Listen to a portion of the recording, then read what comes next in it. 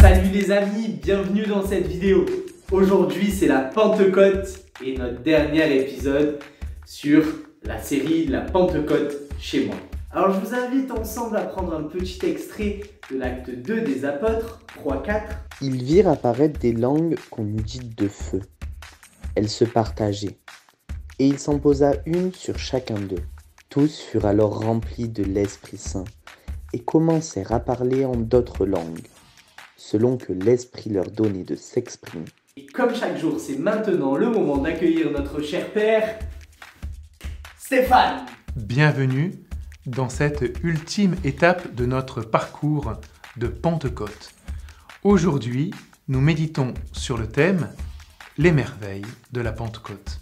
Le verset proposé est Actes, chapitre 2, versets 3 et 4. Voilà arrivé le moment important, le point culminant dans un film, on dirait le happy end. On a vu combien l'Esprit Saint, parce qu'il nous aime, est venu vivre en nous. Comment il agit en nous, comment il nous équipe de ses dons et comment il nous console. Enfin, on a vu comment cela produit en nous des fruits et hier, combien il vient au secours de notre faiblesse pour parler en des gémissements ineffables. Si j'avais dit au début de ce parcours, et je le maintiens, que si l'Esprit était venu directement pour nous envoyer, sans passer par toutes ces étapes préliminaires, cela aurait été un choc rude à encaisser pour nous. Nous avons vu au contraire dans tout ce parcours combien l'Esprit Saint nous prépare. Mais s'il nous prépare, il est aussi venu pour nous envoyer. L'Esprit, c'est l'inverse du confinement. Il n'est pas venu pour nous dire de continuer à manger des crêpes au Nutella, même si c'est très bon le Nutella, avachi sur nos canapés en regardant Netflix. Il est venu pour nous pousser à témoigner que Jésus est vivant et qu'il est ressuscité des morts. Il est venu faire en sorte de constituer l'Église, et pas d'Église sans mission, pas d'Église sans annonce de la résurrection. Je dis souvent que si les premiers chrétiens étaient restés terrés chez eux, s'ils étaient restés englués dans leur peur ou dans leur questionnement, nous ne serions pas chrétiens aujourd'hui. Heureusement qu'ils sont sortis de chez eux. Heureusement qu'ils ont eu cette audace, qu'ils se sont laissés envoyer.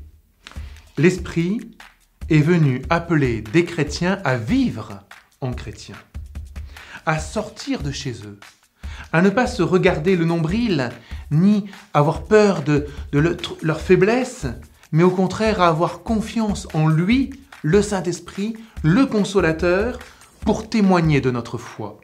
Cette Pentecôte, événement fondateur de l'Église, est un événement prodigieux qui passe par du feu, pour qu'ils aient le cœur brûlant.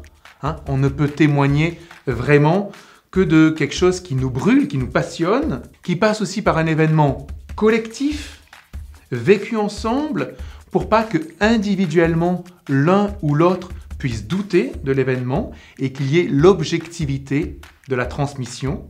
Et enfin, cet événement passe par une sortie de soi, qui est le contraire de l'entre-soi. C'est aller vers les autres, ce risque, parce que la rencontre est toujours un risque, et une vérification que je ne suis pas dans une foi de confort, mais que je suis dans une foi bien réelle, en acte, que je mise toute mon existence sur Dieu. Cet événement historique de la Pentecôte, événement historique, daté, qui a réellement existé, est toujours à revivre par toutes les communautés chrétiennes, et toujours à revivre à travers l'histoire par chaque paroisse, chaque groupe, chaque personne individuellement doit vivre sa Pentecôte, c'est-à-dire une saisie d'elle-même par le Saint-Esprit pour aller au-devant vers ceux qui ne connaissent pas encore le message du Christ. Une saisie pour un dépassement. Une Église qui ne témoigne pas finit par se scléroser, finit par s'éteindre et ne plus porter de fruits. À l'inverse, une Église qui témoigne est une Église en croissance. Que nous aussi, quels que soient nos doutes, nos incertitudes, nos blessures, là où nous en sommes dans la foi, que nous aussi nous puissions nous laisser saisir dans le Saint-Esprit. Et je prie pour qu'au terme de ce parcours, vous puissiez vous laisser saisir par le Saint-Esprit. Pour que nous puissions nous laisser envoyer par les frères et sœurs qui prient pour nous et qui nous permettent de recevoir à notre tour l'actualisation des langues de feu. Oui, le Saint-Esprit vient vraiment sur nous pour nous conforter à témoigner. Qu'il vienne maintenant, qu'il saisisse nos êtres qui peuvent être chancelants, qu'il fortifie nos esprits incertains et qu'il nous donne de dire à tous « Amen, je crois, Jésus est vivant, je vous l'annonce ». Merci mon Père pour cette belle semaine de partage, elle était haute en esprit. Merci beaucoup pour tous vos enseignements.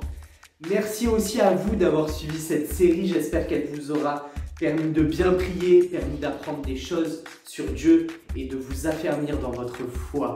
N'oubliez pas que l'Esprit est toujours avec nous et qu'on peut l'invoquer à chaque moment. N'oubliez pas également toutes nos prières que l'on a mis ensemble dans notre communauté de prière. Il faut les faire, c'est important.